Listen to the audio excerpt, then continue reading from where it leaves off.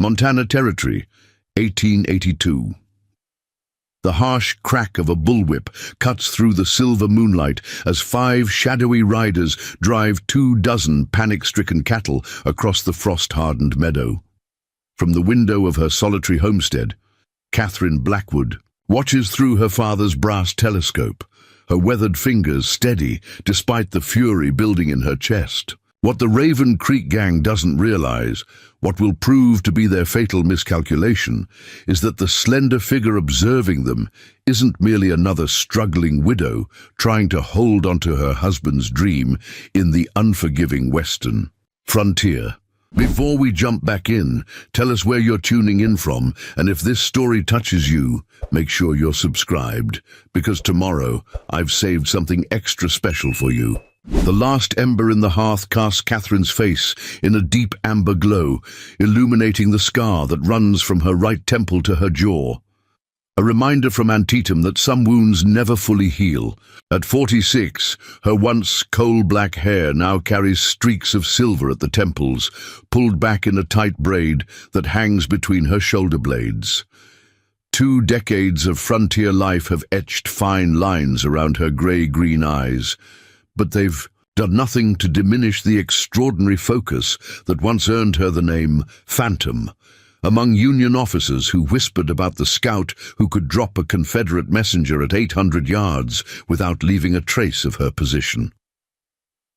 Catherine's jaw tightens as she watches the Raven Creek gang disappear into the tree line with her entire herd, 24 head of premium Hereford Angus cross that represented not just her livelihood, but her last connection to Thomas. Her late husband had selected each bloodline personally, building the small herd over 15 years of backbreaking work before pneumonia took him last winter. Now, in less than 10 minutes, everything they'd built together was vanishing into the darkness, driven by men who mistook solitude for weakness. The telescope closes with a decisive snap as Catherine moves toward the cedar trunk at the foot of her bed. Her movements are deliberate, efficient, the unhurried precision of someone whose survival once depended on patience.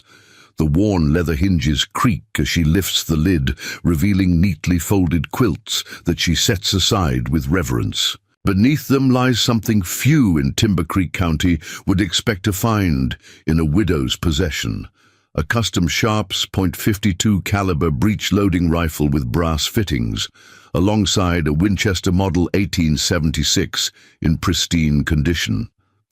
Catherine runs, her fingers along the Sharp's octagonal barrel, the walnut stock polished smooth by years of handling.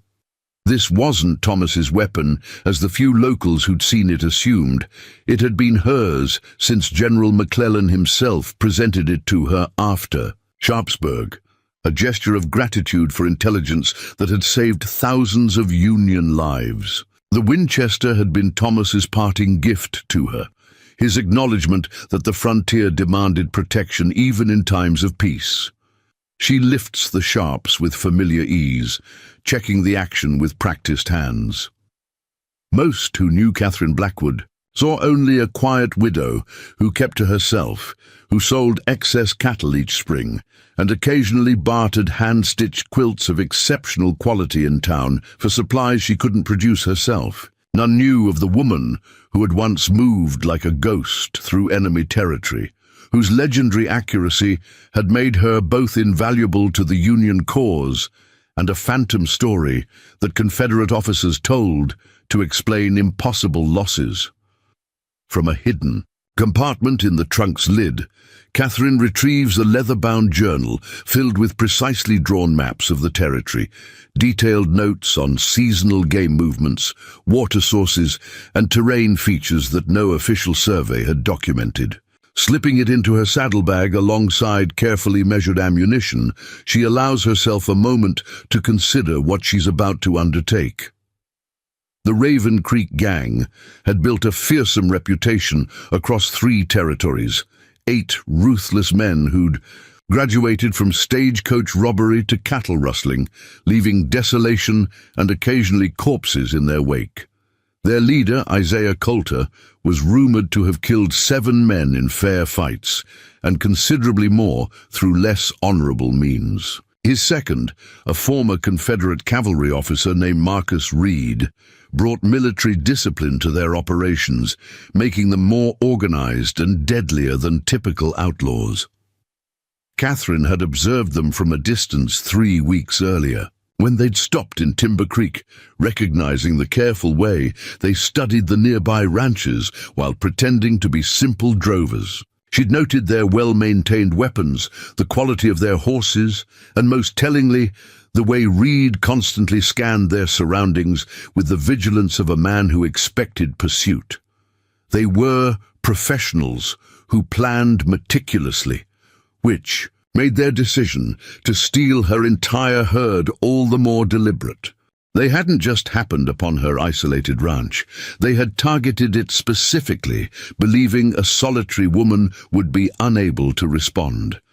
The sound of approaching hoofbeats interrupts her preparations. Through the window, Catherine recognizes the broad-shouldered silhouette of Sheriff Daniel Porter, his distinctive duster flapping against his horse's flanks as he approaches. At 35, Porter had been Timber Creek's law for barely 2 years, not nearly long enough to remember the war or know anything about Catherine beyond the quiet widow who rarely came to town.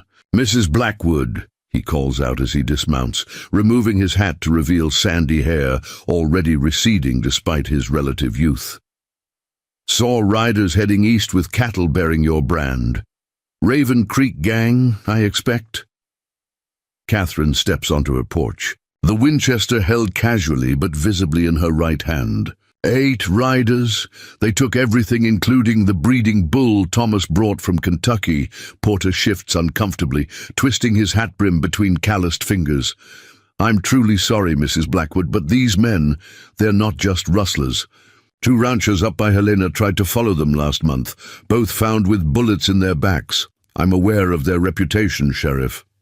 Catherine's voice remains level, betraying none of the cold calculation already forming behind her eyes. "I'll send wires to Fort Harrison and the marshals in Bozeman," Porter continues, "but with the spring melt flooding the passes, help won't arrive for days.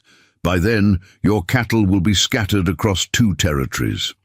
"I appreciate your concern," Catherine replies, loading supplies into her saddlebags with methodical efficiency. "But I don't intend to wait for the authorities." Porter's expression shifts from sympathy to alarm as he watches her preparations. "Mrs. Blackwood, surely you don't mean to go after them yourself? These are dangerous men, killers who wouldn't hesitate to—" "To what, Sheriff?" Catherine interrupts, meeting his gaze directly for the first time. "To harm a defenseless woman? To add another victim to their tally?" Something in her tone gives Porter pause, a steel edge beneath the courteous veneer that he hasn't heard before. "I cannot in good conscience allow you to pursue armed criminals alone," he protests, though his conviction wavers as Catherine secures the Sharps rifle in a custom leather scabbard attached to her saddle. "I'm not asking for permission, Sheriff." "Porter." She tightens the cinch on her dappled grey gelding with practiced hands. "I'm merely informing you of my intentions as a courtesy. At least let me organize a posse." "A posse makes noise," Catherine counters, swinging into the saddle with a fluid grace that speaks of thousands of miles ridden. "Follows obvious trails, argues about direction. I'll move faster alone." Porter studies her with growing confusion. There's something in her posture, her confidence, that doesn't align with the reserved widow he thought he knew. "They've got nearly half a day's head start," he protests, "and they're driving stolen cattle through territory they don't know." Catherine replies, adjusting her hat against the pale pre-dawn light now spreading across the eastern horizon. "Cattle that know my whistle and will balk at unfamiliar handling." The morning sun illuminates the determination in her face as she settles into the saddle. "Give me 3 days, Sheriff. If I haven't returned with my cattle by then, send whatever help you can gather." "Mrs. Blackwood," Porter says quietly, genuine concern evident beneath his professional demeanor. These men have killed for far less than 24 head of cattle. Preparing and narrating this story took us a lot of time, so if you are enjoying it, subscribe to our channel. It means a lot to us now. Back to the story. Catherine's gaze shifts to the distant mountains, already calculating routes and timelines with practiced precision. No, Sheriff, they're thieves who haven't yet understood the gravity of their mistake. As she rides toward the eastern ridge, following signs invisible to untrained eyes, Porter watches with growing unease. There's something in her manner, a purposeful confidence that seems entirely at odds with the quiet widow she's supposed to be. The Raven Creek gang believes they've stolen cattle from a defenseless woman. Instead, they've awakened something far more dangerous than they could possibly imagine. For nearly 20 years, Catherine Blackwood had lived peacefully as a rancher's wife, and then his widow. But long before that, she had been Phantom, the most lethal scout sniper in the Union's Western Theater. And now, for the first time since Appomattox, the hunter was on the trail again. The gang was about to learn why Confederate officers had once forbidden their men from lighting fires after dusk, why they'd moved encampments at random intervals despite the inconvenience. Because when Catherine Blackwood fixed a target in her sights, the first indication of her presence was invariably the last sound her enemies ever heard. The pale morning light strengthens as Catherine guides her gelding along a rocky ridge that parallels the rustler's more obvious trail below. Years of hunting these mountains have taught her where game trails intersect, where water flows year-round, where travelers must funnel through narrow passes. The Raven Creek gang may be experienced outlaws, but they're driving tired cattle through unfamiliar country, a critical disadvantage against someone who knows every fold of this landscape. She pauses at a vantage point, raising her brass telescope to study the valley below. The gang's passage is clear to her trained eye: broken branches, disturbed stones, the distinctive pattern of cattle being driven too quickly through soft ground.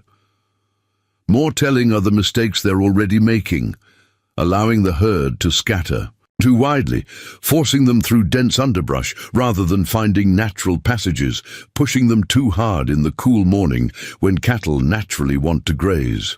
Poor droving, she murmurs to her gelding ghost as she tucks the telescope away. They'll exhaust the herd before nightfall at this pace. Catherine consults her journal, reviewing the detailed maps she's drawn over years of exploration. The Yazzie gang appears to be heading toward Devil's Gulch, a narrow canyon that provides the most direct route east toward the Dakota border. It's a logical choice for men unfamiliar with the territory. Obvious, straightforward, and therefore predictable. What they couldn't know is that 3 miles before the gulch entrance lies Thunder Basin, a natural amphitheater of steep rock walls and limited access points. If she can overtake them before they reach that location, the basin would provide the perfect opportunity to separate the gang from her cattle. More importantly, its acoustics and terrain would give a skilled sharpshooter unprecedented advantages. Against superior numbers, Catherine urges Ghost forward, no longer following the gang's trail, but cutting across country toward her planned interception point. The gelding responds eagerly, sure-footed on terrain too treacherous for less experienced mounts. Thomas had often marveled at her seemingly uncanny ability to navigate by landmarks invisible to others, never realizing she was applying skills honed during years of clandestine operations behind enemy lines. By midday, Catherine has gained significant ground on the rustlers. From a concealed position among wind-twisted pines, she observes the gang stopping at a stream crossing to water the increasingly exhausted cattle. Through her telescope, she conducts a careful assessment of each man, noting weapons, positioning, and the subtle indicators of hierarchy within their group. Isaiah Coulter is immediately identifiable by his distinctive red leather vest and the deference shown by the others, a tall man with a forked beard and a cavalry saber strapped alongside. A modern revolver, Beside him stands a leaner figure she recognizes as Marcus Reed from descriptions. Close-cropped grey hair, ramrod-straight posture, and the calculating gaze of a tactician evaluating his surroundings. The remaining 6 distribute themselves in a pattern that confirms military influence, structured perimeter security rather than the haphazard clustering typical of common bandits. 2 men, significantly better dressed than their companions, confer apart from the group, occasionally gesturing toward the distant mountains. Their posture and the quality of their gear mark them as different, perhaps financiers rather than active participants in the rustling operation.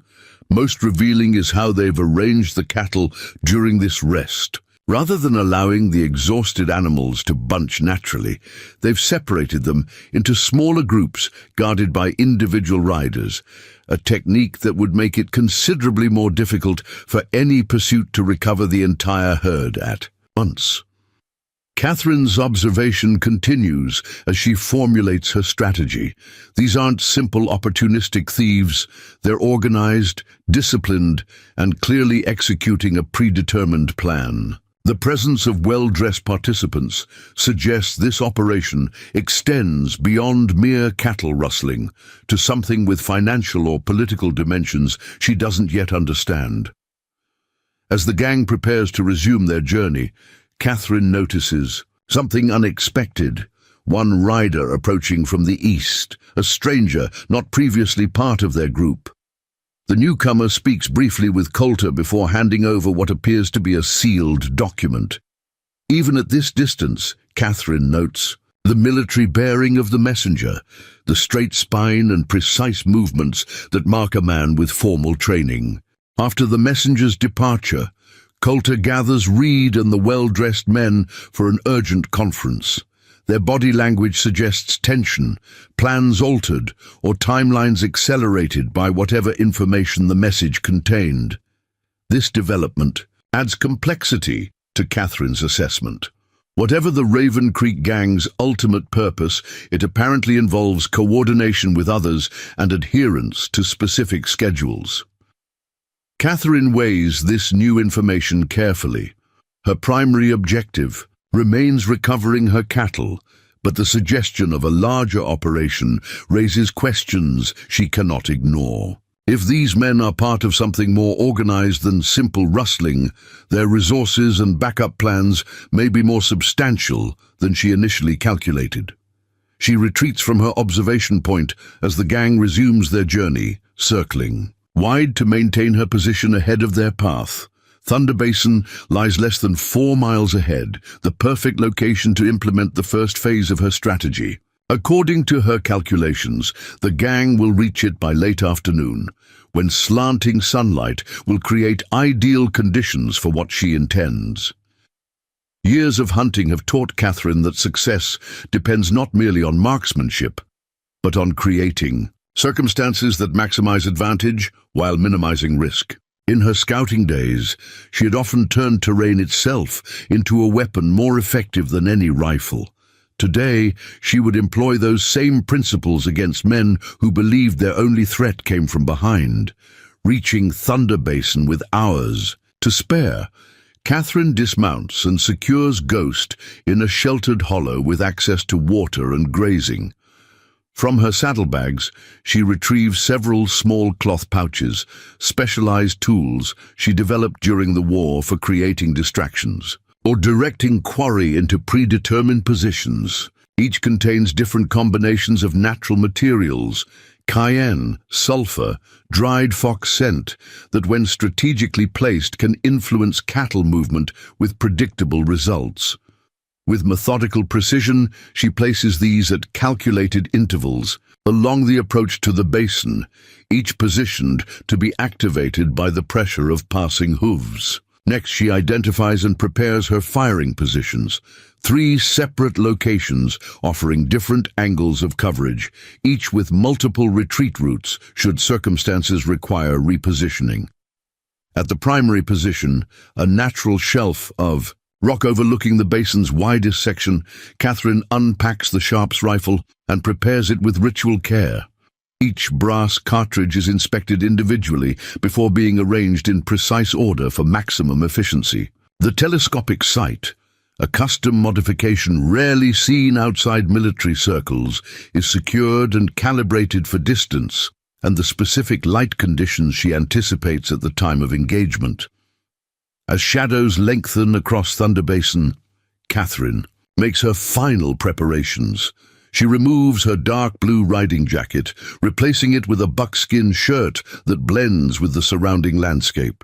From a small tin, she applies a mixture of clay and ash to her face, breaking up the recognizable human outline that even experienced fighters often forget is visible at extreme distances.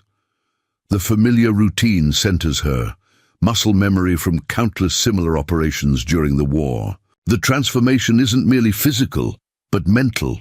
Catherine Blackwood, widow and rancher, receding as phantom, scout and precision shooter, emerges with crystalline focus. The rumble of approaching cattle reaches her before visual confirmation, the distinctive sound of forced movement rather than voluntary migration. Catherine settles into her primary position, Sharp's rifle rested on a folded blanket, to eliminate any potential movement during critical moments. Through the telescopic sight, she tracks the first riders entering the approach to Thunder Basin. Scouts sent ahead to ensure the path is clear. What follows unfolds with the inevitable precision of a well-orchestrated symphony. The lead cattle trigger the first of Catherine's placed pouches, releasing scents that cause immediate confusion among the already exhausted animals. The herd balks, then surges forward in sudden panic, breaking from the control of their handlers and scattering in multiple directions. Through her scope, Catherine watches Isaiah Coulter curse and gesture frantically as his carefully organized drove dissolves into chaos within the confining walls of Thunder Basin. Reed attempts to restore order, his military training evident in how quickly he deploys riders to specific positions, but he's fighting both panicked animals and terrain deliberately chosen to maximize confusion. Catherine allows this chaos to build for precisely 2 minutes before implementing the next phase of her strategy. From a small tin whistle secured around her neck, the same distinctive tone she's used for years to call her cattle, she produces a pattern of sounds familiar to her herd but meaningless to the rustlers. The effect is immediate and dramatic. Several of her cattle, including the massive breeding bull, suddenly change direction, moving with purpose rather than panic toward the eastern edge of the basin, directly below Catherine's position and away from the scattered rustlers trying to regain control. "What the hell?" she hears one man shout as nearly a third of the herd suddenly moves with coordinated purpose in defiance of their efforts.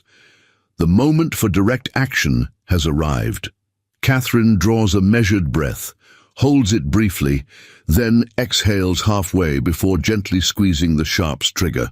The rifle's report echoes through the basin as her first shot strikes precisely where intended, not at any man, but at the ground directly between 2 riders attempting to cut off the separating cattle. Stone fragments spray upward as the heavy bullet impacts the rocky soil, causing both horses to rear in alarm and throwing one rider to the ground. Before the echoes of the first shot fade, Catherine has already reloaded with practiced efficiency, her second shot striking a dead tree limb above 3 more rustlers, showering them with rotted wood and creating further confusion. Through her scope, she observes the immediate transformation in the gang's response. What had been frustration at losing control of stampeding cattle instantly becomes the more primal concern of men under fire from an unknown location. Reed's military training asserts itself as he bellows orders, directing his men to defensive positions while trying to identify the shooter's location. "Spread out," he commands. "Find where it's coming from." Catherine's third shot answers his question with deliberate misdirection, striking far to the west of her actual position, creating the impression of multiple shooters or one rapidly changing location. It's a technique she perfected during Sheridan's Shenandoah campaign, when a single scout created the impression of an entire detachment through carefully timed shots from varying positions. The psychological impact is immediate and profound. Disciplined outlaws who moments ago were confidently managing stolen cattle have transformed into hunted men, pinned down in unfavorable terrain by an unseen threat seemingly able to strike from multiple directions simultaneously. "Who the hell is out there?" one man shouts, panic evident in his voice, despite the bravado of his words. Catherine watches through her scope as Isaiah Coulter attempts to rally his increasingly disordered men. His expression reveals both fury and something less expected, genuine confusion that his carefully planned operation has dissolved so completely in less than 10 minutes. From her elevated position, Catherine observes as approximately half her cattle, responding to her familiar whistle and the natural tendency to group during chaos, have separated entirely from the rustler's control and gathered in a defensible pocket at the basin's eastern edge. The strategic objective of this first engagement has been achieved, dividing the herd to make recovery manageable while simultaneously assessing the gang's capabilities and reactions under pressure. As darkness begins to settle over Thunder Basin, Catherine withdraws from her firing position with the same ghost-like silence that once earned her name among Union officers. She leaves the Raven Creek gang in disarray, men accustomed to creating fear, now experiencing it firsthand, their carefully planned operation unraveling before they've even identified their opponent. By the time full darkness envelops the landscape, Catherine has secured her recovered cattle in a natural corral formed by a rock outcropping and fallen timber. The 11 head, including her prized breeding bull, settle quickly once removed from the chaos, animals returning to familiar handling after the stress of their abduction. From a concealed position overlooking the basin, she observes the gang's fires as they establish a defensive camp for the night. Their formation confirms her assessment. These men have military experience, arranging themselves in a protective perimeter rather than for comfort. The remaining cattle are secured in the center of their position, now guarded with heightened vigilance. Most telling is the change in their security posture. Where before they had focused primarily on potential pursuit from behind, they now maintain alert watchfulness in all directions, men who believed themselves hunters suddenly conscious of being hunted. As she prepares her own cold camp at a safe distance, Catherine reviews the day's developments in her journal, documenting observations and calculations with the same precision that once informed Union battle plans. Today's engagement confirmed several critical points: the gang's discipline under pressure, the clear military influence in their operations, and most intriguingly, the presence of well-dressed participants, suggesting financial or political dimensions to their activities. Recovering. Half her cattle represents significant progress, but Catherine's tactical assessment extends beyond simple mathematics. The psychological advantage has shifted decisively. The Raven Creek gang now faces an opponent they cannot see, whose capabilities they cannot measure, and whose purpose they can only partially comprehend. Tomorrow will bring the next phase of her operation. Not merely tracking and recovery, but systematic dismantling of a criminal enterprise that appears increasingly complex with each new observation. The remaining 13 cattle represent not just personal property, but the puzzle piece that will keep the gang in place long enough for Catherine to uncover whatever larger scheme they serve. As stars emerge above the Montana wilderness, Catherine allows herself a moment of quiet satisfaction. The skills that once served a nation at war have proven no less effective against men who mistook solitude for vulnerability. The hunter has returned to her element, and for the Raven Creek gang, the true reckoning has only just begun.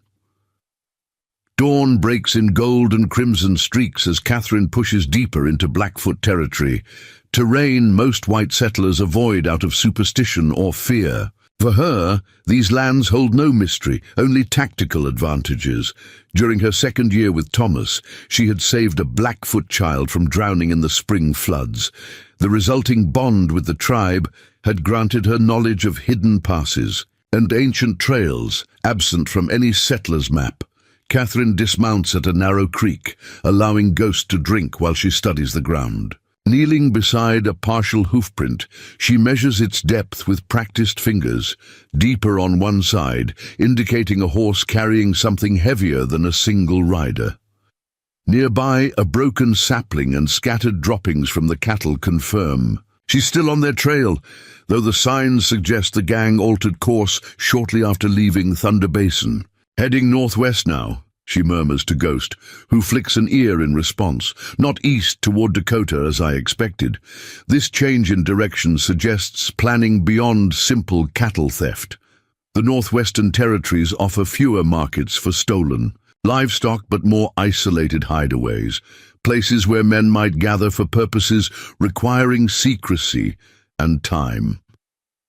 Catherine makes a careful notation in her journal, then examines the surrounding terrain with renewed assessment. Half a mile ahead, a narrow ridge provides the perfect vantage point. With practiced efficiency, she secures Ghost in a sheltered hollow with access to grazing, then proceeds on foot, moving with the fluid grace that once allowed her to infiltrate Confederate camps undetected. Her moccasins, handcrafted to her, specifications by a Blackfoot craftsman who understood the value of silent movement, leave barely perceptible impressions in the soft earth.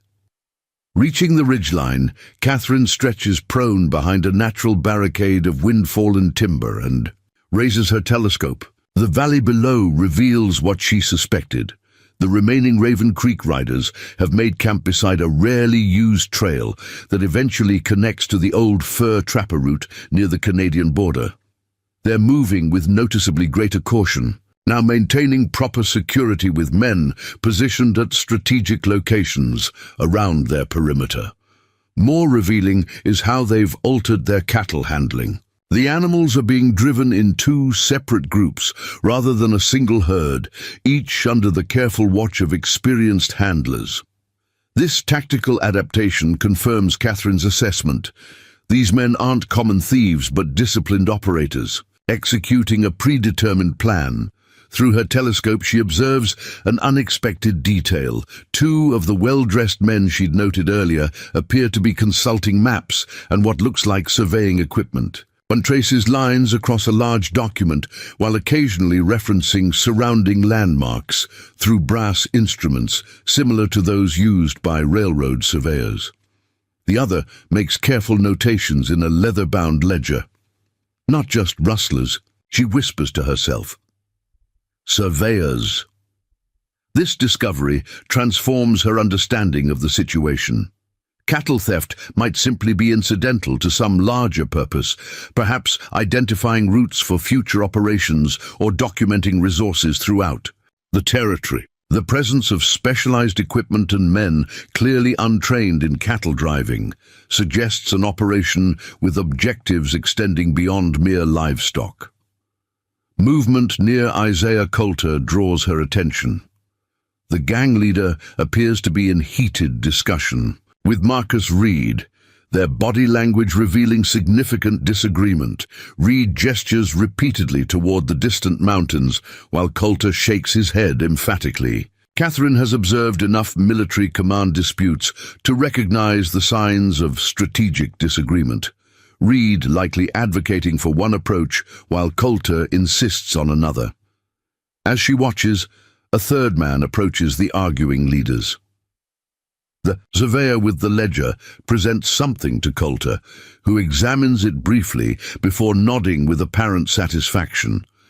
Whatever information it contained appears to have resolved their dispute, as Reed's posture immediately shifts from confrontation to acceptance.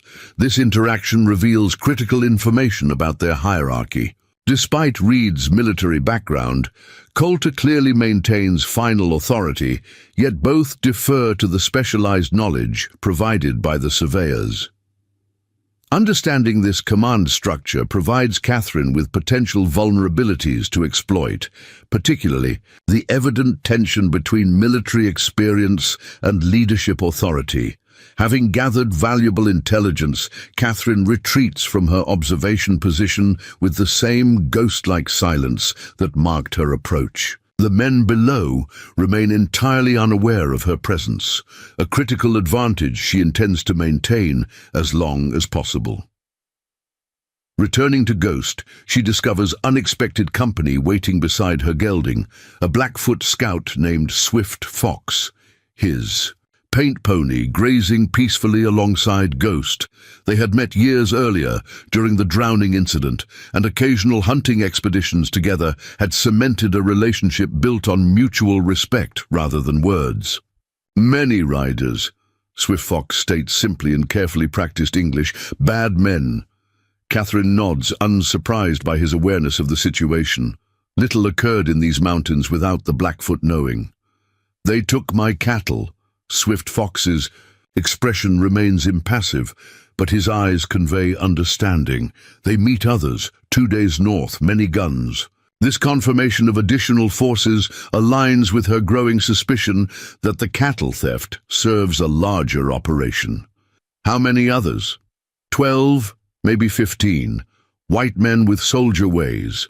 Swift Fox makes a gesture mimicking the distinctive posture of military drilling. Building something at Devil's Teeth Canyon, the location sends a chill through Catherine that has nothing to do with the morning air. Devil's Teeth, named for the jagged rock formations that guard its entrance, sits at the convergence of 3 territorial boundaries.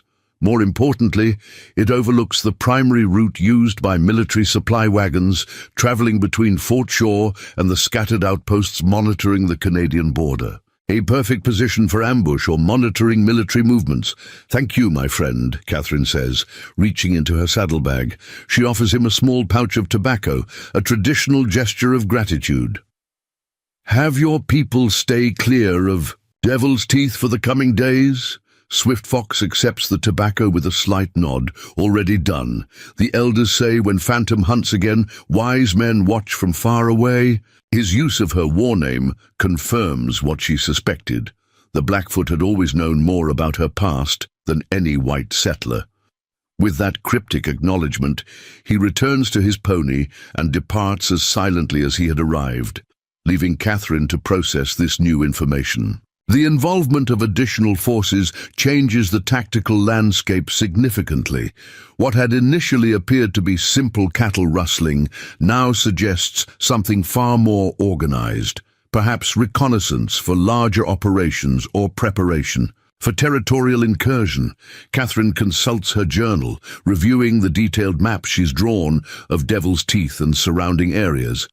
The canyon's natural configuration creates a fortress-like position nearly impossible to approach unseen, except through one feature known to very few outsiders. Years earlier, while tracking a wounded elk, she had discovered a narrow fissure in the canyon's eastern wall, barely wide enough for a single person to navigate. The crevice followed an underground waterway before opening into the canyon itself, providing concealed access to any who knew of its existence. This knowledge represents a critical advantage, but utilizing it requires immediate action. Based on Swift Fox's information, she has less than 2 days before the Raven Creek Gang rendezvous with their additional forces. If she intends to recover her remaining cattle and uncover the full scope of their operation, she must accelerate her timeline. Catherine mounts Ghost and begins moving northwest, following a route parallel to the gang's trail but utilizing terrain, features that conceal her progress. Her strategy evolves with each new piece of information, no longer simply tracking and recovery, but comprehensive intelligence gathering and targeted disruption of whatever operation these men have planned. By mid-afternoon, dark clouds gather over the western mountains, promising the spring thunderstorms common to this region. Catherine uses the approaching weather to her advantage, closing distance with the Raven Creek gang as they seek shelter in a box canyon ill-suited for containing nervous cattle during a storm. Their hasty selection of campsite reveals both unfamiliarity with the territory and deteriorating judgment resulting from her earlier intervention. The first heavy raindrops begin falling as Catherine positions herself on an elevated shelf overlooking their hastily established camp. Through sheets of rain, she observes their increasingly disorganized efforts to maintain control of the cattle while establishing proper shelter.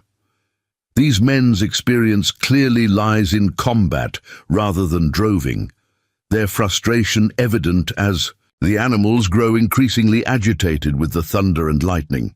This vulnerability presents the perfect opportunity to implement the second phase of her strategy. Rather than direct confrontation, Catherine intends to systematically dismantle their operation through precision targeting of critical resources and psychological pressure that will erode their confidence and cohesion.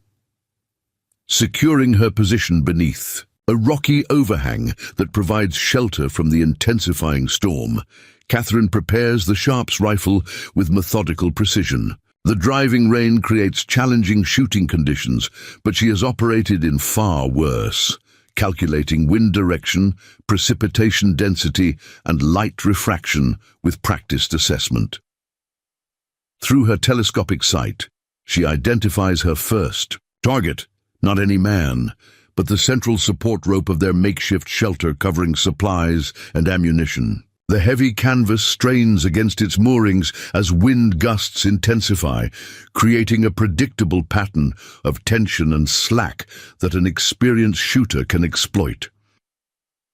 Catherine times her shot perfectly, squeezing the trigger during a momentary lull. Between thunderclaps, the Sharps report blends seamlessly with the next rumble of thunder as her bullet severs the primary support rope precisely where tension concentrates. The effect is immediate and dramatic. The entire shelter collapses, exposing critical supplies to the driving rain and creating fresh chaos among men already struggling with worsening conditions. Several riders rush to salvage what they can, particularly the ammunition and provisions now threatened by rapidly forming puddles. Catherine allows them 30 seconds of frantic activity before implementing the next element of her strategy. Her second shot strikes a strategic point near their remuda, intentionally missing the horses but impacting with sufficient force to send mud spraying and startle the already nervous animals. The horses react predictably, several breaking their picket lines and bolting despite handlers' efforts to contain them. Within moments, half the gang's mounts have scattered, forcing men to abandon other duties to pursue them through the intensifying storm. The psychological impact is precisely what Catherine intended, the culmination of a series of misfortunes that appear environmental but are actually orchestrated. First the cattle stampede at Thunder Basin, then the unexpected route change, now collapsed shelters and scattered horses during a violent storm. Each incident individually might be dismissed as bad luck, but collectively they create a mounting sense of being specifically targeted by forces beyond their control. Through her scope, Catherine observes Isaiah Coulter's growing frustration as he attempts to maintain order among increasingly demoralized men. The disciplined operation that began with such confidence less than 24 hours earlier has devolved into damage control and reaction rather than methodical execution of their plan. Most revealing is Marcus Reed's behavior. The former Confederate officer appears to be conducting a systematic assessment of their surroundings, his military training evident in how he methodically surveys potential firing positions in the ridges above. Unlike his companions focused on immediate problems, Reed recognizes the pattern of deliberate intervention. His growing awareness represents both risk and opportunity for Catherine.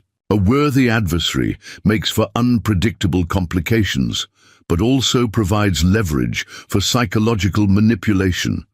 During the war, she had developed a particular specialty in targeting enemy officers, not for elimination, but for destabilization, creating uncertainty that infected entire units and undermined operational effectiveness. As darkness approaches and the storm begins to abate, Catherine prepares for the night phase of her operation. In her experience, darkness creates opportunities that daylight denies, particularly against men already unsettled by unexplained misfortune. The Raven Creek Gang will establish night watches, but their effectiveness will be compromised by exhaustion, wet conditions, and growing apprehension about unseen threats. Catherine retrieves several specialized tools from her saddlebags, items developed during her scouting days for night operations behind enemy lines. Small glass vials containing mixtures that create momentary flashes of light when broken, cotton cords soaked in compounds that burn with distinctive colors, and most importantly, a hollow reed through which specific animal calls can be perfectly mimicked at varying distances. These tools, combined with her intimate knowledge of nocturnal predator behavior in these mountains, will create the impression of multiple threats approaching from different directions throughout the night. Men who begin their watch rotation vigilant become increasingly susceptible to suggestion as hours pass. Shadows transform into advancing figures, ordinary animal sounds acquire sinister significance, and tactical judgment erodes through progressive sleep deprivation.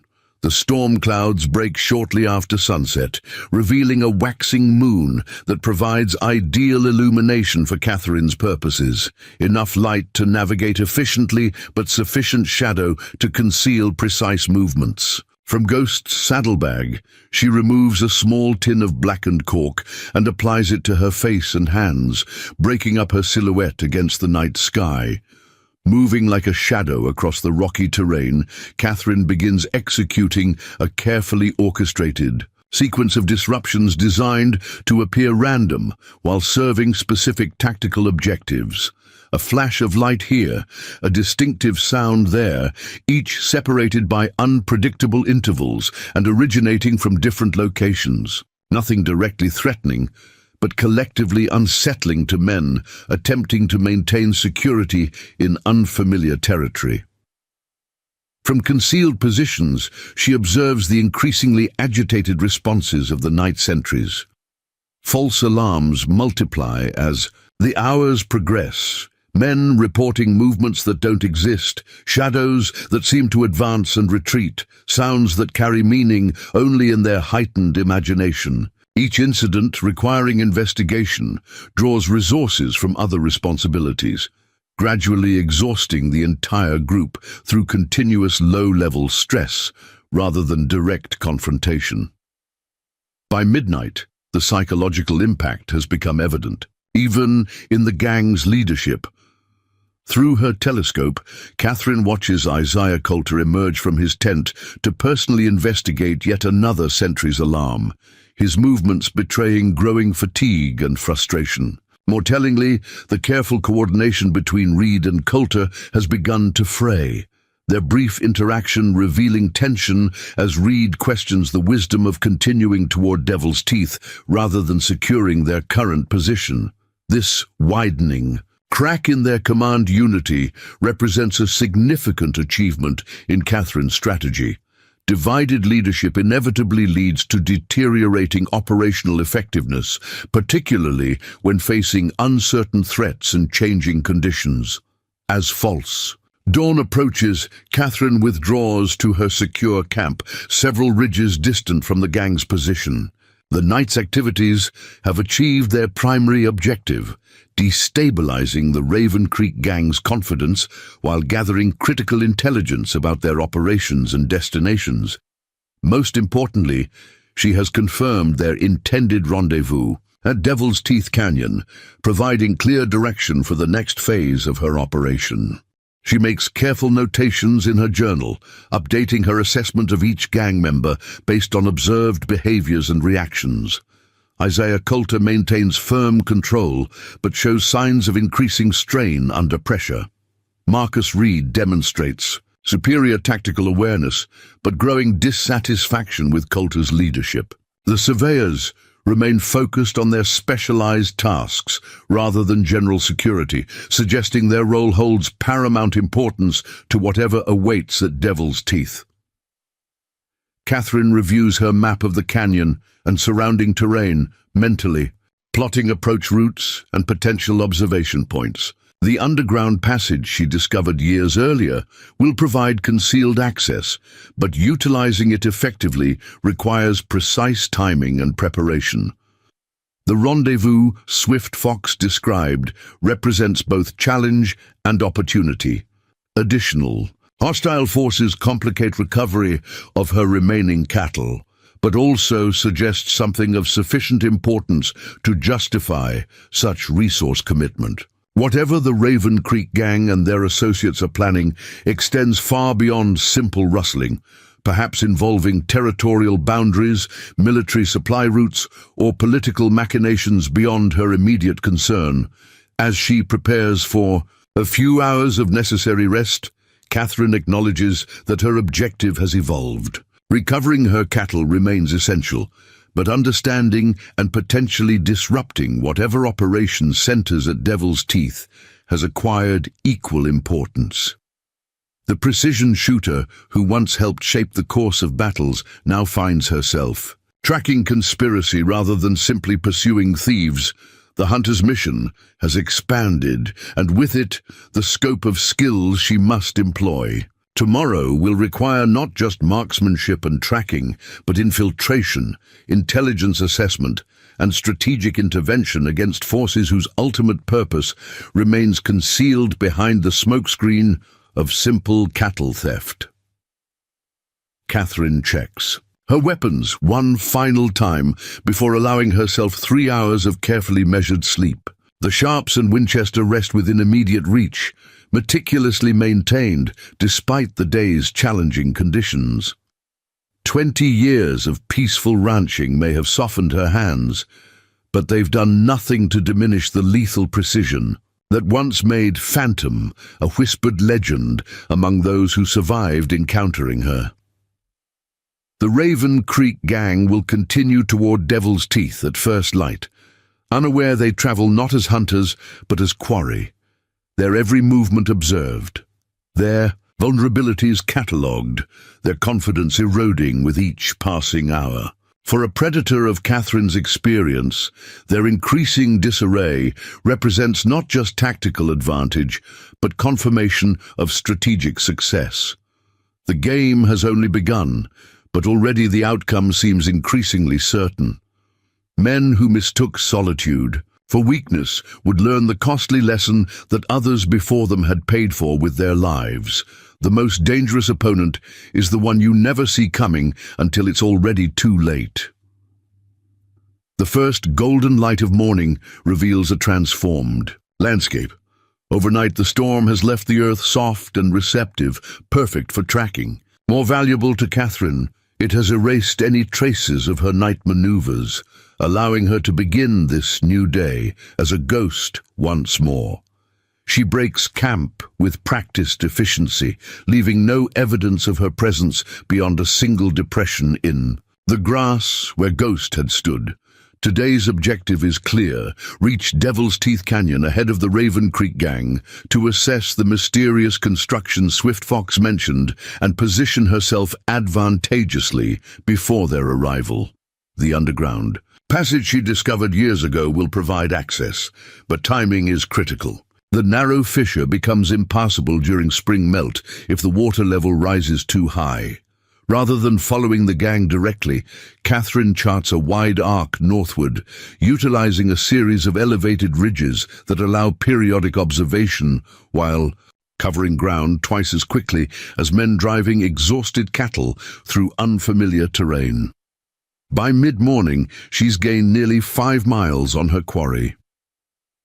At a sheltered overlook, Catherine pauses to study the Raven Creek Gang through her telescope. Their formation has tightened considerably, clear evidence of Marcus Reed's influence overriding Coulter's leadership. The cattle now move in a single controlled group with riders positioned at strategic intervals.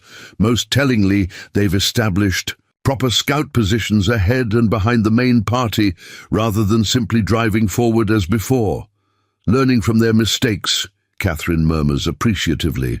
A worthy opponent makes for a more satisfying challenge. What interests her most is the changed dynamic between the surveyors and the gang's leadership.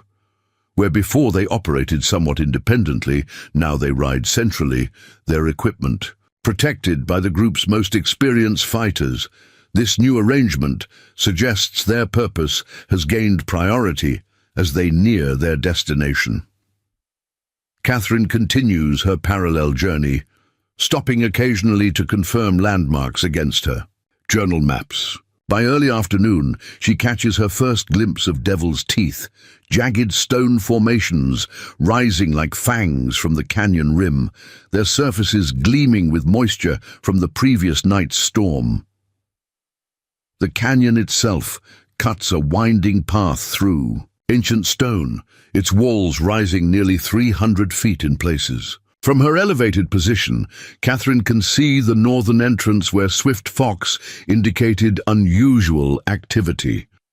Through her telescope, she observes what appears to be a recently established camp, more permanent than a temporary stopover would require, with several canvas structures arranged in military precision. Most concerning is what stands in the center of this encampment. A partially constructed wooden scaffold rising above the canyon floor, positioned to overlook the primary trail running through the passage below. The structure resembles nothing so much as a firing platform, designed to provide elevated positions for multiple shooters commanding the entire canyon thoroughfare. Not surveyors, Catherine realizes with sudden clarity. Engineers. The purpose of the Raven Creek operation crystallizes in her mind. This isn't about cattle rustling or even territorial mapping. They're constructing an ambush position overlooking the primary supply route between Fort Shaw and the border outposts, a perfect location to intercept military shipments or control passage through 3 territorial boundaries. But why? Simple. Banditry seemed an inadequate explanation for such elaborate preparation. The military precision of their camp, the specialized personnel, the careful timing, all pointed to something with objectives beyond mere theft. Something with political implications. Catherine adjusts her plans accordingly. Simple recovery of her cattle remains important, but understanding the full scope of this operation has acquired new urgency. If these men intend to establish a permanent, position-controlling access through Devil's Teeth, the implications extend far beyond her personal concerns. She locates the concealed entrance to the underground passage exactly where her journal indicated, a narrow fissure in the eastern canyon wall, partially obscured by a rockfall that appeared natural to casual observation. The spring melt has increased water flow, but not enough to render the passage impassable.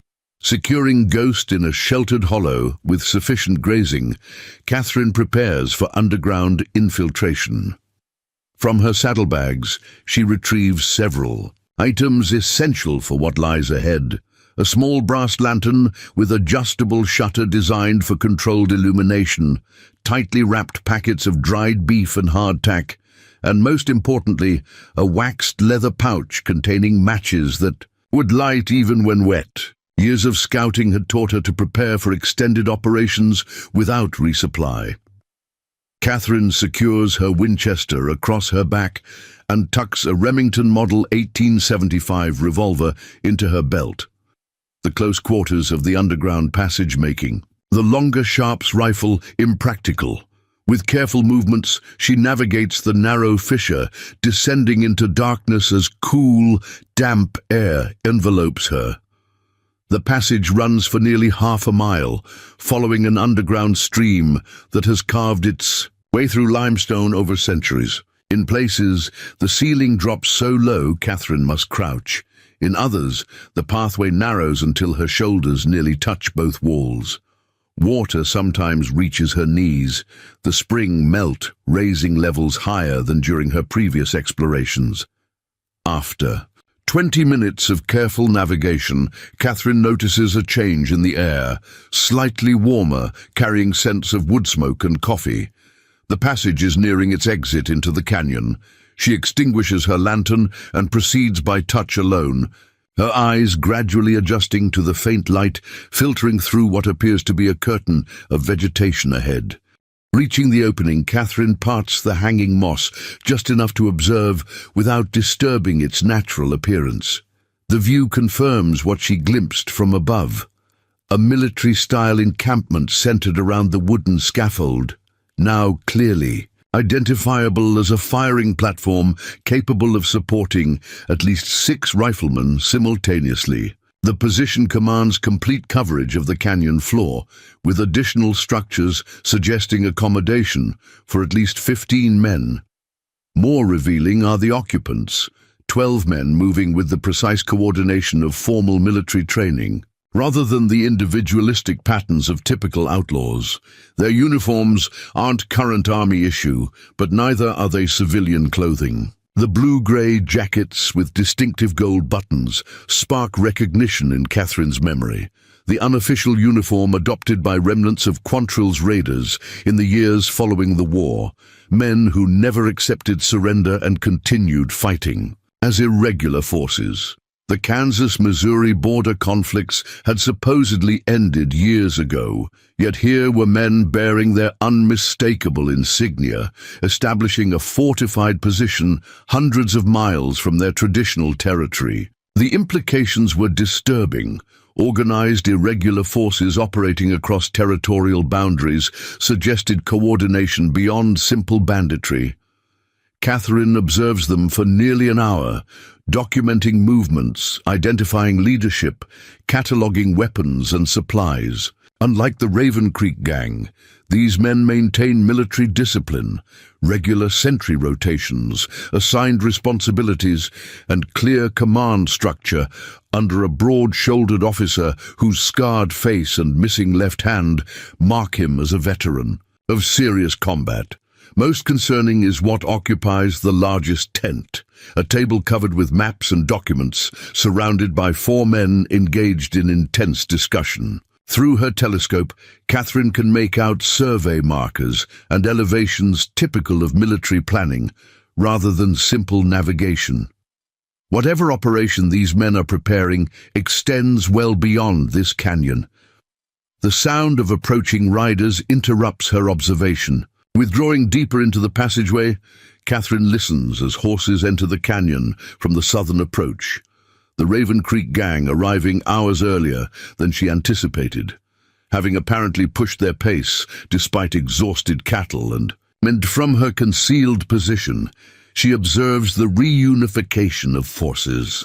Isaiah Coulter dismounts first, approaching the scarred commander with a familiarity suggesting previous association. The two embrace briefly before turning their attention to the surveyors, who immediately produce their documents for inspection.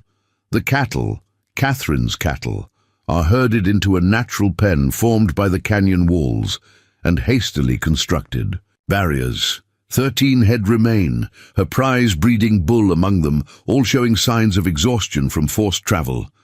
The animal's condition ignites fresh anger, but Catherine subdues the emotion. Professional assessment must override personal feeling if she is to succeed against such numbers. The combined forces now total 20 men, 8 from the Raven Creek gang and 12 already established in the canyon. Their weapons represent significant firepower, repeating rifles, multiple revolvers per man, and what appears to be a Gatling gun partially covered by canvas near the firing platform. This level of armament suggests preparation for engagement with formal military forces, rather than simple defense against pursuit. As darkness approaches, Catherine withdraws deeper into the passage to consider her options. Direct confrontation against such numbers would be suicidal, regardless of her skill. Yet the presence of organized, irregular forces establishing what appears to be a permanent defensive position demands response beyond simple cattle recovery. Fatio, construction of their firing platform indicates they anticipate specific action along the canyon trail, likely targeting the military supply convoy scheduled to pass through Devil's Teeth in 3 days, according to the regular rotation Catherine had documented in her journal. If these men intercept that shipment, they'll acquire not just supplies, but potentially weapons and ammunition that would dramatically increase their operational capability. Catherine reviews the canyon layout in her journal, planning potential approaches. The firing platform presents both problem and opportunity, its elevated position providing commanding coverage of the canyon, but also creating a critical vulnerability, if neutralized. Eliminating that advantage would significantly reduce their tactical superiority. As full night settles over Devil's Teeth, Catherine carefully repositions herself near the passage entrance, resuming observation of the combined forces. The camp has established typical night security, rotating sentries, maintained fires, and regular patrols. However, they've made a critical oversight, assuming the sheer cliffs provide natural security and focusing their vigilance on the canyon entrances rather than the walls themselves. This error provides Catherine her first advantage. Using the concealment of darkness and her knowledge of the canyon's geological features, she could potentially access positions above their encampment without detection. From there, precise shooting could eliminate key vulnerabilities, not men, but critical infrastructure supporting their operation. She spends the next hour documenting sentry positions and patrol patterns, identifying a 20-minute window when movement along the eastern wall would remain unobserved. This opportunity, combined with her specialized knowledge of the passage, creates a narrow but viable path to action. Returning to Ghost shortly before midnight, Catherine prepares for what she knows must be a decisive operation. From her saddlebags, she retrieves several items that hadn't seen use since her scouting days. Small pouches containing different compositions designed for specific effects. Some would create billowing smoke when activated. Others produce distinctive sounds that carry across terrain, all intended to create impression of multiple threats from different directions.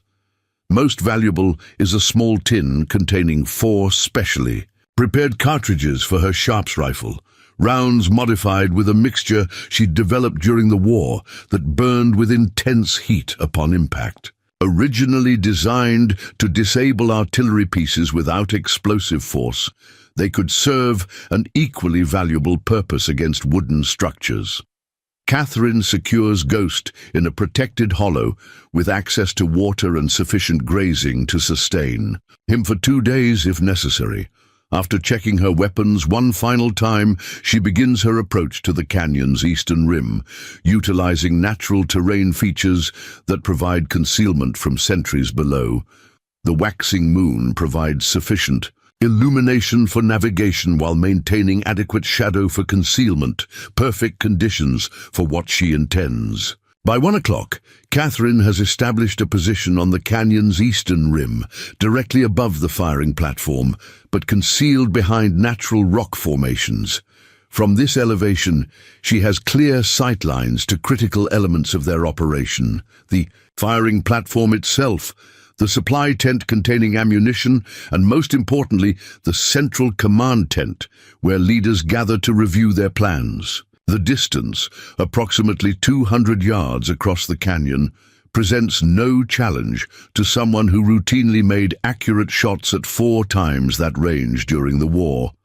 Catherine assembles the Sharps rifle with practiced efficiency, calibrating its telescopic sight for the specific conditions of humidity, temperature, and wind velocity. Before taking any offensive action, however, she conducts thorough observation of their night operations, documenting guard rotations, identifying key personnel, and, most critically, locating her cattle within their defensive perimeter.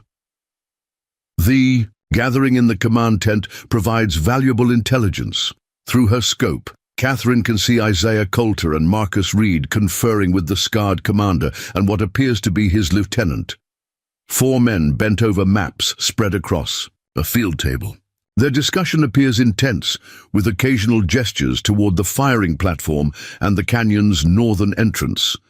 This concentration of leadership presents a tempting target, but Catherine restrains the impulse. Eliminating commanders would create immediate chaos, but leave intact the infrastructure of their operation. Her objective requires more strategic thinking, not just disruption, but systematic dismantling of their capability while creating opportunity for cattle recovery. The firing platform represents their most significant tactical advantage and, consequently, their greatest vulnerability. Its wooden construction, still incomplete in sections, makes it susceptible to precisely the specialized ammunition Catherine carries. Destroying it would eliminate their primary defensive position while creating significant psychological impact, demonstrating that nowhere in the canyon provides true security. Catherine loads the first of her specialized rounds into the sharps, adjusting her position for optimal firing angle. The timing must be perfect, coordinated with natural sounds that would partially mask her shot while maximizing confusion from its effect. She waits patiently as a night breeze begins to strengthen, creating movement among the canvas tents and generating ambient noise that will help conceal her location. When conditions align perfectly, Catherine takes a measured breath, holds it briefly, then exhales halfway before squeezing the trigger with practiced precision. The sharps report echoes across the canyon, but before any man can react to the sound, her specialized round strikes the central support beam of the firing platform. The effect is immediate and dramatic. The round embeds itself in the wooden beam and ignites, creating intense, localized heat that rapidly spreads to surrounding timbers. Within seconds, flames begin climbing the structure, accelerated by the pitch-soaked pine used in its construction. Shouts of alarm erupt throughout the camp as men rush to address this unexpected threat. Catherine allows them exactly 45 seconds of frantic activity before implementing the second phase of her strategy. Her next shot targets the canvas supply tent, the specialized round igniting material with similar effect and creating a secondary fire at the opposite end of their encampment. The psychological impact is precisely what she intended. The impression of coordinated attack from multiple directions simultaneously rather than a single shooter.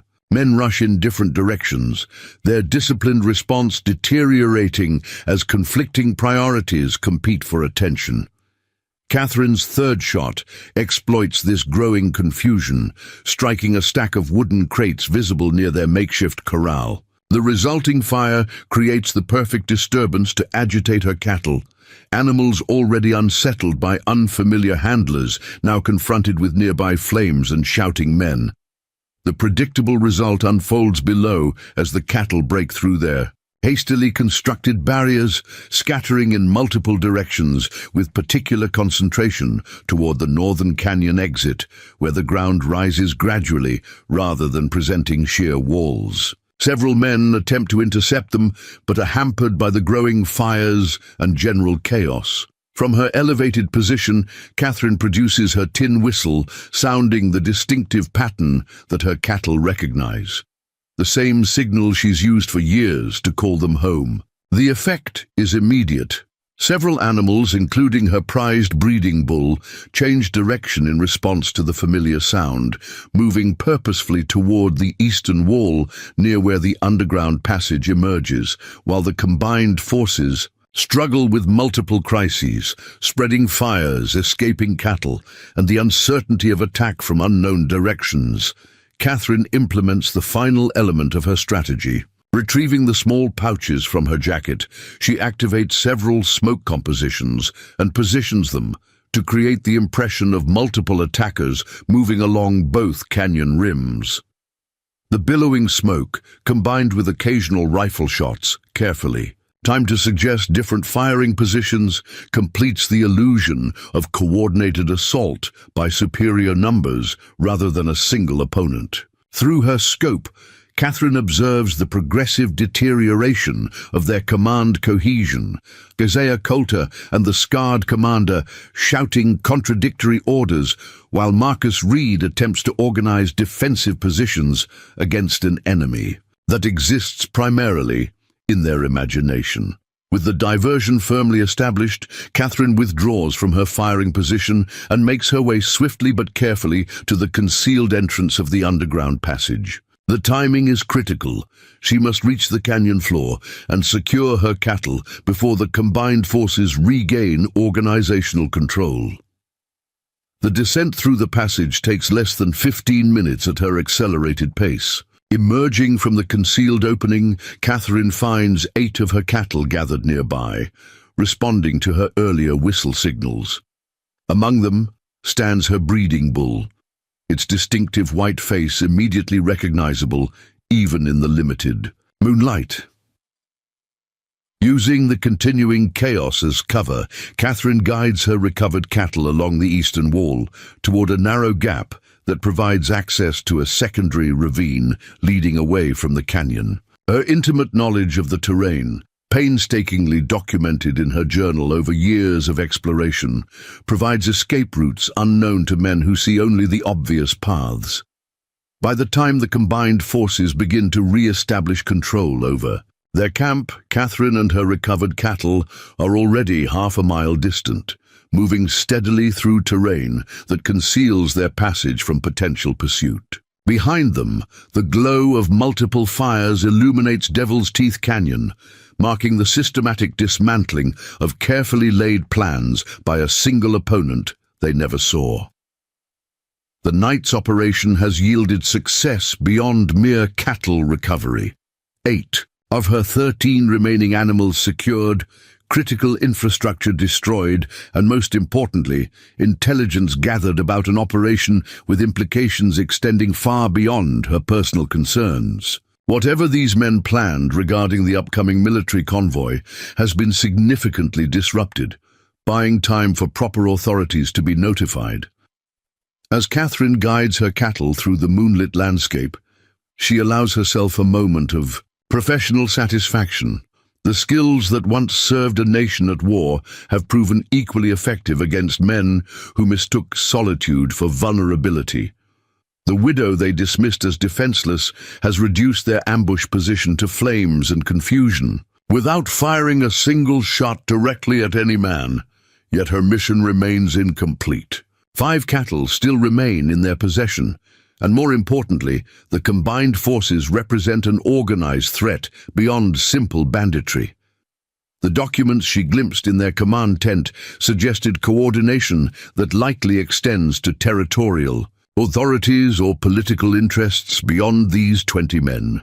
Dawn approaches as Catherine secures her recovered cattle in a hidden valley 3 miles from Devil's Teeth, a natural enclosure with water and grazing sufficient for several days. The animals, exhausted from their ordeal, settle quickly into the familiar routine of her handling, content to rest after their forced journey.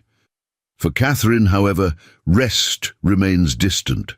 The night's success represents only the first phase of what has evolved from simple pursuit into something far more complex, uncovering the full scope of an operation with potential consequences for the entire territory. Before seeking proper authorities, she needs conclusive evidence of their intentions and, most crucially, identification of whoever orchestrates their activities from beyond the canyon. The hunter's work has only begun, and the true challenge lies not in recovering property but in exposing conspiracy. Whatever awaits in Devil's Teeth Canyon when she returns will test even the legendary skills of Phantom against opponents now alert to her presence and determined to eliminate the unseen threat that has dismantled their carefully constructed plans. The rising sun finds Catherine 5 miles from Devil's Teeth, guiding her recovered cattle through a narrow valley known only to Blackfoot hunters and herself. The 8 animals move steadily despite their exhaustion, responding to her familiar handling after days of harsh treatment. The breeding bull, Thomas had named him Samson, walks closest to her, occasionally turning his massive head as if ensuring she remains nearby.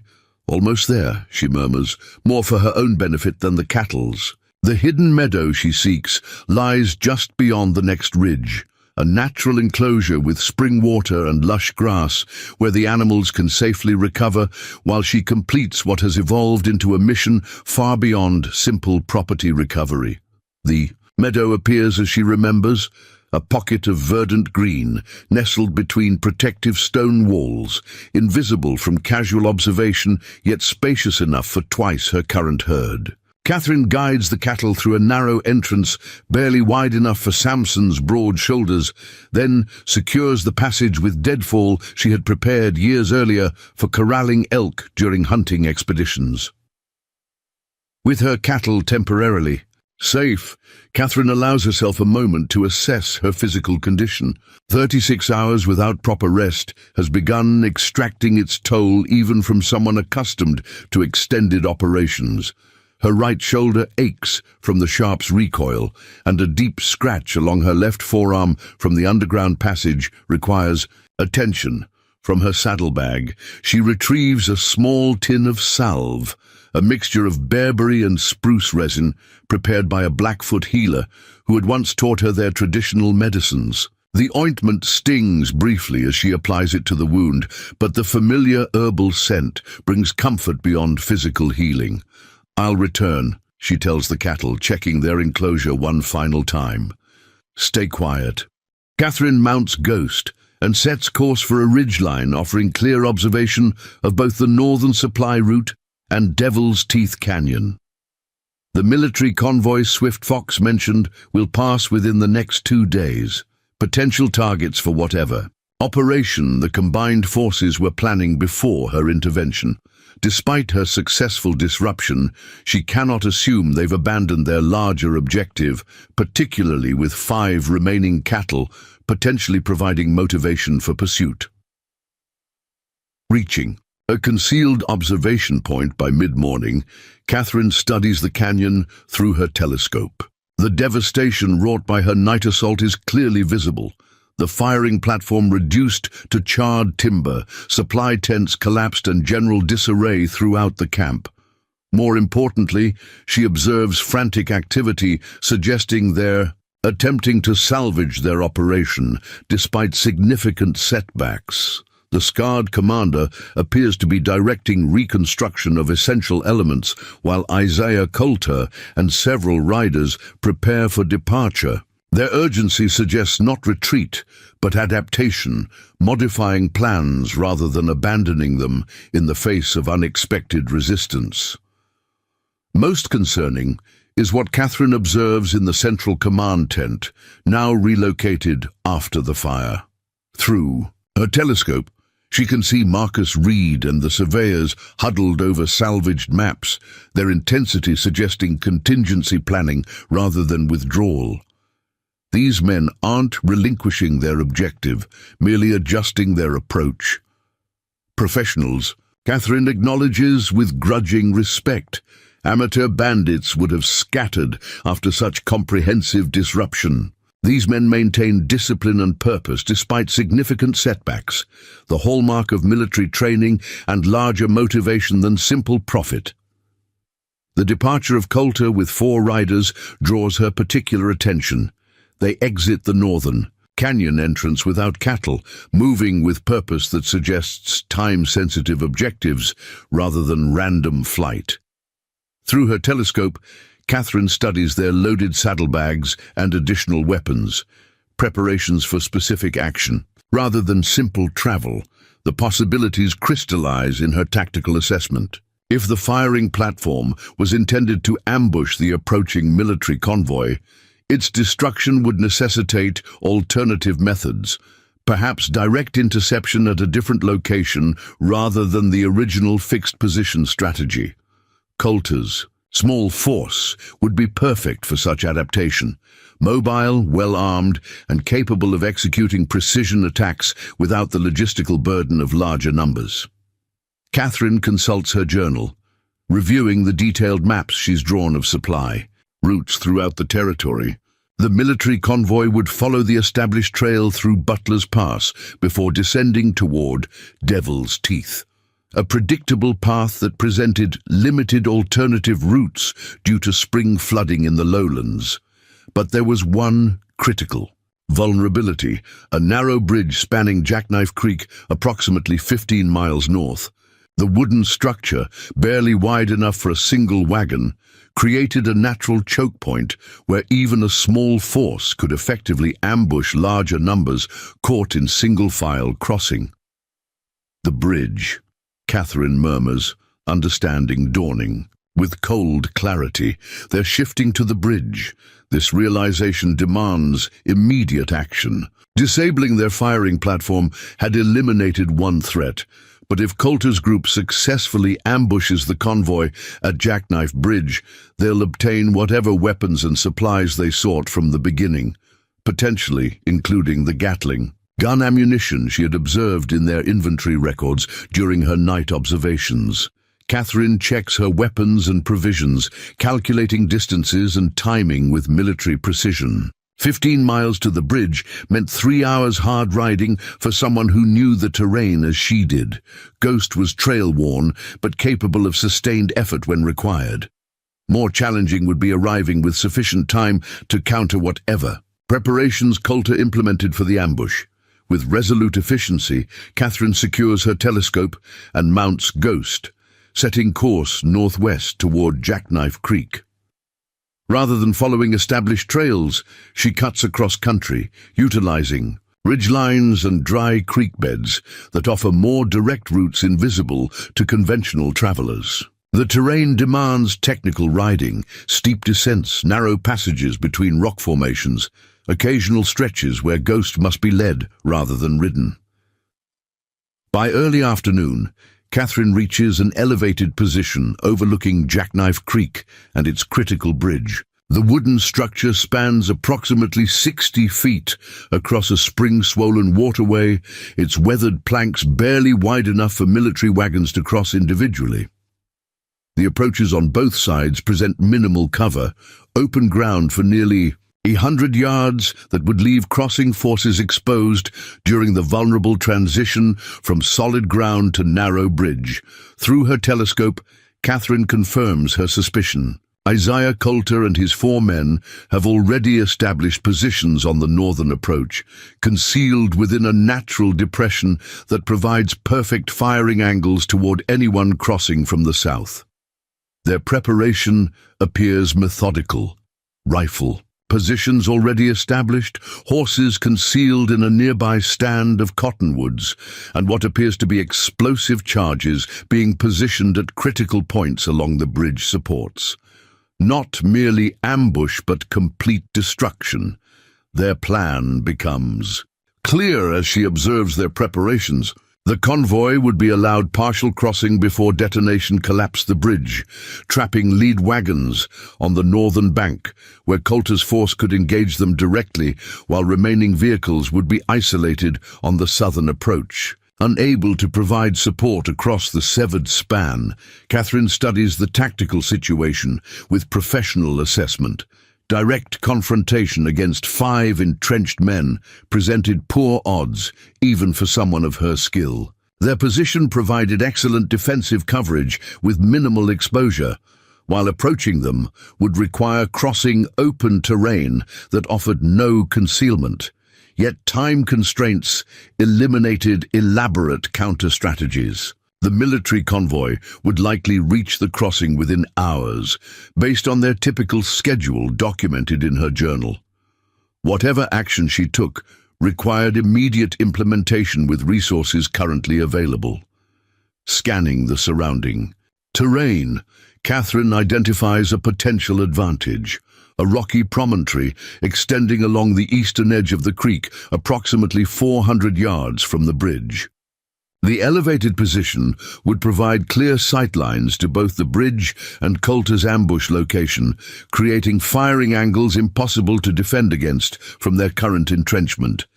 The distance presented no challenge for her Sharps rifle. With telescopic sight, during the war, she had routinely engaged targets beyond 600 yards with consistent accuracy that earned her the Phantom designation. 400 yards under favorable conditions would allow precision targeting of both personnel and their explosive components. Catherine establishes her position with practiced efficiency, creating a stable firing platform using her folded blanket and saddlebags. The afternoon sun positions itself advantageously behind her right shoulder, eliminating glare while casting subtle shadows that help define targets through her telescopic sight. Before taking offensive action, she conducts thorough reconnaissance of their preparations, identifying specific vulnerabilities in both their ambush strategy and physical positioning. The explosives present particular concern. Multiple charges positioned along bridge supports with what appears to be centralized detonation wiring leading to Coulter's position. Through her telescopic sight, Catherine observes their final preparations. Weapons, check. Ammunition distribution, and most tellingly pocket watches repeatedly consulted, suggesting coordination with specific timing rather than opportunistic engagement. These men expect the convoy at a predetermined hour, reinforcing her assessment of sophisticated planning beyond common banditry. The tactical evaluation complete, Catherine loads the Sharps with methodical precision, selecting standard ammunition rather than her specialized incendiary rounds. The bridge requires preservation rather than destruction, eliminating her fire-starting cartridges as viable options. Instead, precision disabling of their detonation system presents the optimal strategy.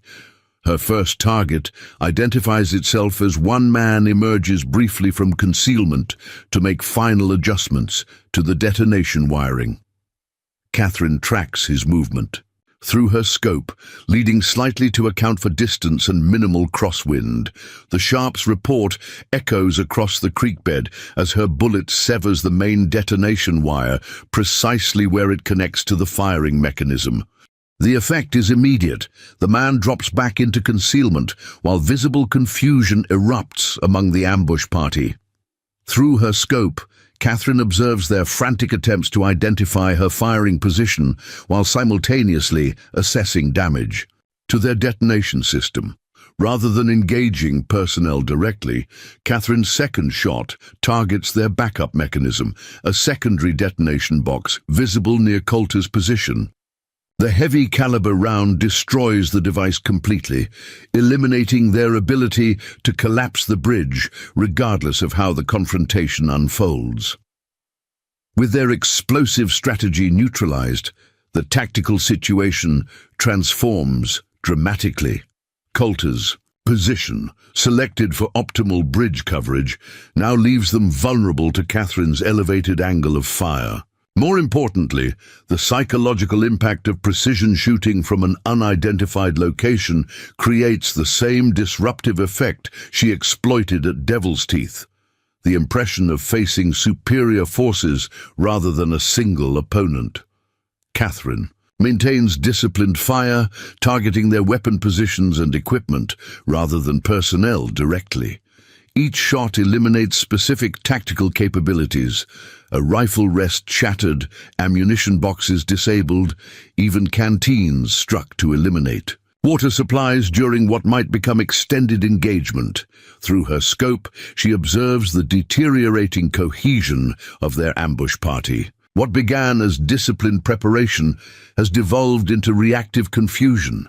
Men seeking better cover, conflicting directives between Coulter and his seconds, and increasingly desperate attempts to locate their unseen attacker. The distant sound of wagon wheels and livestock announces the approaching convoy. 3 military wagons with mounted escorts becoming visible on the southern horizon. Catherine increases her suppressive fire, ensuring Coulter's force remains pinned down as the military unit approaches the bridge crossing. The convoy commander, a lieutenant wearing cavalry insignia visible through Catherine's telescope, immediately recognizes the tactical situation upon observing gunfire near their crossing point. With practiced efficiency, he deploys his escorts in defensive formation while halting the wagons at safe distance. The arrival of disciplined military forces completes the reversal of Coulter's ambush strategy. What began as their carefully planned attack has transformed into their own entrapment between Catherine's elevated precision fire and the organized military response approaching from the south.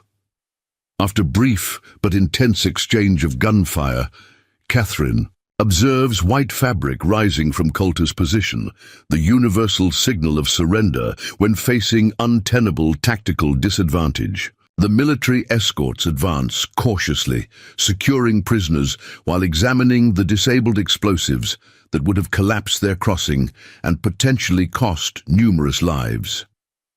As the situation resolves below, Catherine disassembles her rifle and prepares for discreet withdrawal.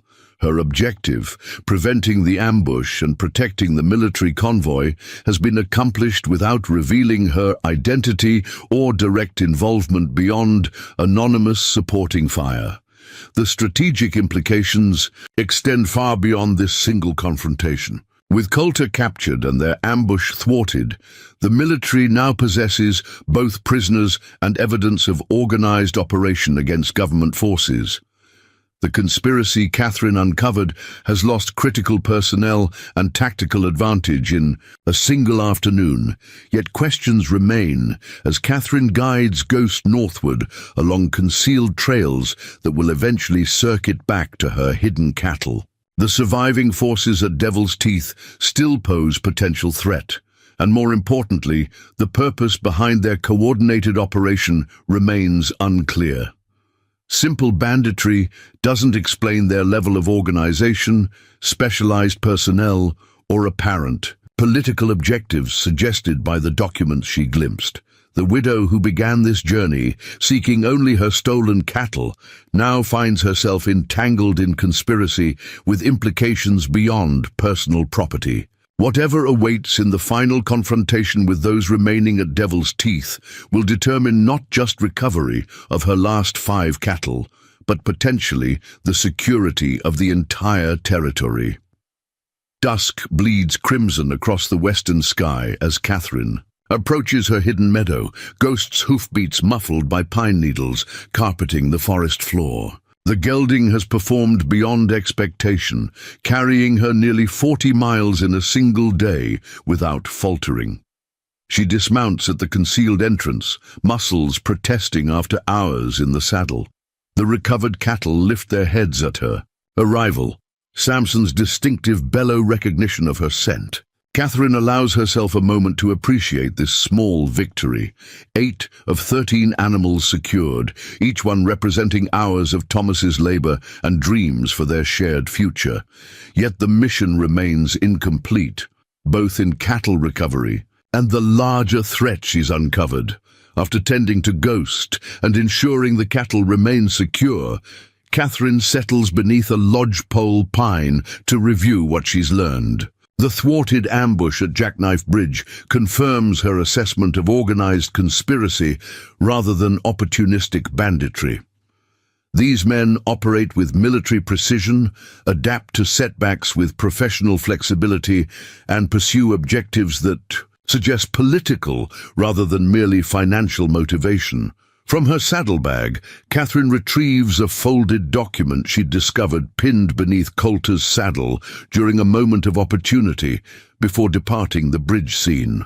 In the fading daylight, she examines what appears to be a partial manifest, a list of weapons and supplies scheduled for delivery on the military convoy she just helped protect. One item, circled in bold ink, stands out among standard provisions: Artillery primers, 200 count, experimental percussion type. Her military experience provides immediate context. These specialized detonators would allow precise timing of artillery fire or, when applied to other explosives, coordinated detonation across multiple locations simultaneously. The technological advancement represented significant tactical advantage for whoever possessed it. Not simple bandits, Catherine murmurs, tucking the manifest into her journal.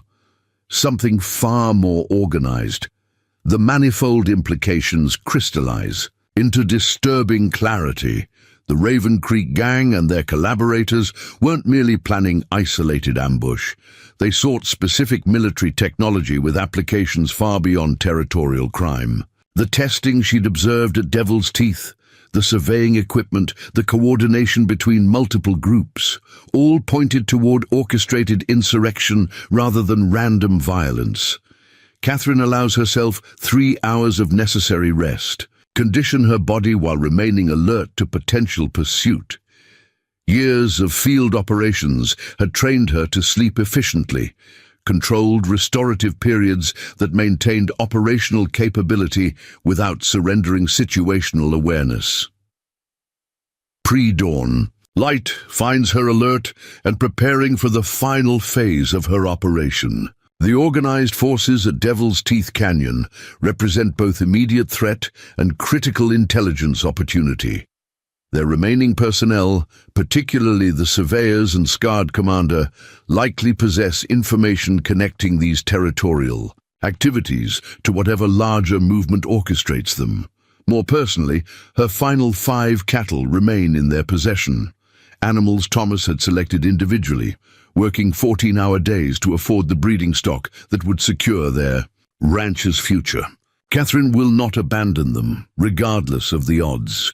Today's approach requires different tactics. Having disrupted their operations twice through stealth and precision shooting, she anticipates heightened vigilance against similar methods. The psychological advantage of the unknown assailant has diminished with each encounter, replaced by prepared defenses against established patterns. Time to change the rules, Catherine decides, retrieving items from her saddlebags that hadn't seen use during this pursuit. A cavalry officer's coat, Union blue she'd maintained out of sentiment despite its painful associations. Brass infantry buttons that still caught sunlight despite years in storage. And most significantly, a small wooden box containing her service medals and official papers, establishing her identity as Captain Catherine Mercer, Special Reconnaissance Division. Her actual rank and designation before she'd become Catherine. Blackwood, rancher's wife. The transformation is more than cosmetic. As she dons the uniform coat and secures her hair in formal military style, Catherine consciously reclaims the authority and bearing that once commanded respect from generals. The widow seeking stolen cattle disappears entirely, replaced by the officer whose tactical assessments had shaped battle plans at Antietam and Gettysburg. Ghost seems to sense the change, standing taller as she mounts and sets course directly for Devil's Teeth Canyon. No more parallel tracking or concealed approach. Captain Mercer rides openly, her bearing projecting absolute confidence in her, authority and purpose. By mid-morning, she crests the final ridge overlooking the canyon, making no attempt to conceal her approach. Through her telescope, she observes their predictable response. Sentries alerting the camp, defensive positions hastily assumed, weapons readied against perceived threat. What they cannot anticipate is her strategy. Not stealth or deception, this. A time, but the audacity of absolute authority. Catherine adjusts her uniform coat, verifies her documentation is accessible, and rides directly toward the canyon's southern entrance, her posture projecting unmistakable military command. The sentries challenge her approach, rifles raised with professional discipline despite their irregular status. Catherine halts Ghost at precisely the correct distance, close enough to communicate but maintaining tactical advantage if engagement becomes necessary. I am Captain Catherine Mercer, Special Assignment Division, under direct authority of General Philip Sheridan, she announces, her voice carrying the unmistakable tone of command. I am here to speak with your commanding officer regarding ongoing territorial violations and unauthorized paramilitary activities. The sentries exchange uncertain glances, confronted with unexpected direct approach rather than the ghost-like adversary they've faced previously. Before they can respond, Marcus Reed emerges from the canyon, his military bearing instantly recognizing the authentic command presence Catherine projects. Captain, he acknowledges with professional caution rather than hostility. This is unexpected. We were under impression federal forces had withdrawn from this territory during Reconstruction. Special divisions remain active where insurrection threatens territorial stability, Catherine replies without hesitation, the formal language of military protocol returning naturally after years' disuse. Your recent activities have attracted attention at levels you clearly intended to avoid. Her calculated gamble exploits a fundamental vulnerability in their operation, the need for secrecy from federal authorities. By presenting herself as official investigation rather than local resistance, she transforms their tactical calculation entirely. I believe there's been misunderstanding regarding our presence, Reed offers carefully, his Confederate officer. Background evident in how he maintains formal military courtesy despite adversarial positions. Perhaps we should discuss this matter with appropriate context. Indeed, Catherine agrees, dismounting with practiced precision. Beginning with your cooperation in returning civilian property seized without authorization and proceeding to explanation of unauthorized fortification of federal transit routes. Reed escorts her into the canyon where the scarred commander awaits, surrounded by his remaining men in defensive formation. The devastation from her night assault remains evident throughout their camp. Burned structures, disorganized equipment, men bearing injuries from falling debris or their desperate escape attempts. Commander Blackwell, the scarred man, introduces himself without offering hand or further identification. Former Major 4th Virginia Cavalry, currently private citizen engaging in territorial development activities.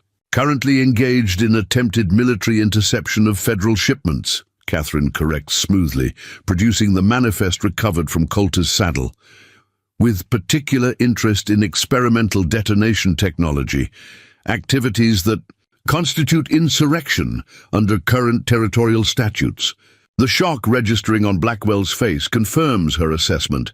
He hadn't known Coulter possessed such documentation, its recovery representing catastrophic compromise of operational security. More tellingly, his instinctive glance toward a canvas-covered wagon reveals what must be their document repository.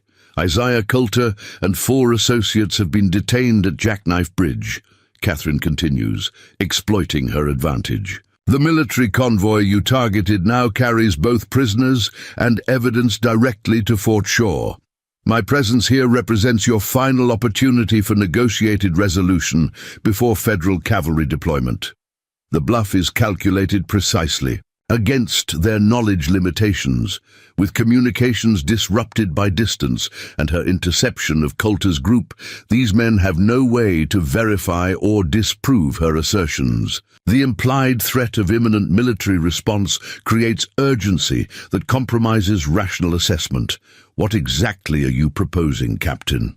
Blackwell asks, his tone betraying genuine concern beneath attempted confidence. Immediate return of all civilian property, surrender of all unauthorized military equipment, and your complete withdrawal from territorial boundaries within 24 hours, Catherine states, each requirement delivered with absolute conviction of federal authority. In exchange, your remaining personnel receive safe passage rather than detention for conspiracy against government operations. The strategic application of apparent legitimacy creates the intended effect. These men, regardless of their irregular status, retain military conditioning that responds to formal authority and established protocols. The possibility of negotiated withdrawal represents preferable alternative to armed confrontation with federal forces, particularly given their already compromised position. "The cattle remain in our northern corral," Reed interjects, attempting to establish cooperative posture, "unharmed but separated from those that escaped during recent incidents. They will be returned immediately," Catherine confirms, "along with any documentation regarding your operations in this territory. Territorial authorities require complete understanding of your activities to prevent similar incursions." The psychological leverage proves decisive. Blackwell signals his lieutenants, issuing orders that balance preservation of dignity with practical recognition of untenable position. Men move with reluctant efficiency to gather the requested materials, while others retrieve Catherine's remaining cattle from the northern corral. As these activities progress, Catherine maintains her command presence while conducting careful observation of their remaining equipment and documentation. Through practiced peripheral vision, she notes maps detailing positions throughout the territory, correspondence bearing unfamiliar insignia, and most significantly, a document case bearing territorial government seals. The implications extend beyond local conspiracy to potential corruption within territorial governance, connections that would explain these men's confidence in operating so boldly across jurisdictional boundaries. That evidence presents value beyond her personal mission. Information territorial authorities and possibly federal government would require to address systemic rather than merely symptomatic threats. When her remaining 5 cattle are delivered, showing signs of harsh handling but no permanent damage, Catherine maintains professional detachment rather than revealing personal satisfaction. The animals are merely property being returned in official exchange rather than emotional reunion between rancher and livestock. "You have until sunrise tomorrow to clear territorial boundaries," she informs Blackwell as the final documentation is delivered to her. "Federal patrols will establish perimeter control by noon. Any personnel remaining will face detention under military authority rather than civilian courts." The formality of her departure maintains the illusion of official capacity. No gratitude expressed for cooperation, no acknowledgement of personal victory, merely the procedural completion of authorized intervention. Only after cresting the ridge beyond their sight does Catherine allow herself single deep breath of relief and accomplishment. The complete herd, all 24 head including Samson, moves steadily homeward under her guidance, 13 animals, from Devil's Teeth, rejoining their 8 companions from the hidden meadow. Ghost walks beside Catherine with the steady companionship that had carried her through this extraordinary pursuit. As sunset approaches, bringing symbolic closure to her remarkable 4-day operation, Catherine removes the cavalry coat and returns it to her saddlebag. The transformation reverses itself, Captain Mercer receding as Catherine Blackwood re-emerges, the widow rancher returning home with her recovered property. Yet something fundamental has changed beyond simple recovery of stolen cattle. The skills that made her legendary during war have proven equally effective in peace. The strategic mind that once directed military operations has found renewed purpose, protecting innocent civilians from organized threats. Most significantly, the compartmentalized aspects of her identity, military captain and frontier widow, have revealed themselves as complementary rather than contradictory elements of her complete self. The documents secured from Devil's Teeth will find their way to appropriate authorities through channels requiring no direct association with Catherine Blackwood. The conspiracy they reveal will face justice without compromising her privacy or peaceful existence. The widow will continue tending her ranch and cattle, yet with renewed confidence that when circumstances require, the phantom remains ready. 3 ridges from home, Catherine pauses atop a rise overlooking the valley where her modest ranch stands. Undisturbed, the setting sun illuminates the scene with golden light that Thomas had always claimed made their small holding look like paradise itself. "We made it," she tells the cattle, Samson's massive head turning toward her voice with familiar recognition. "All of us. Tomorrow there would be fences to mend, cattle to tend, and the steady rhythm of ranch life to resume. The specialized ammunition would return to its cedar chest, the journals to their hidden compartment, the telescopic sight to its protective case. Catherine Blackwood would once again become simply the quiet widow who kept to herself, and occasionally bartered exceptional quilts in town, but something would remain forever changed. The confidence that came from reclaiming not just stolen property, but the full measure of her capabilities. The Raven Creek Gang and their conspirators had intended to steal mere cattle. Instead, they had awakened something far more formidable.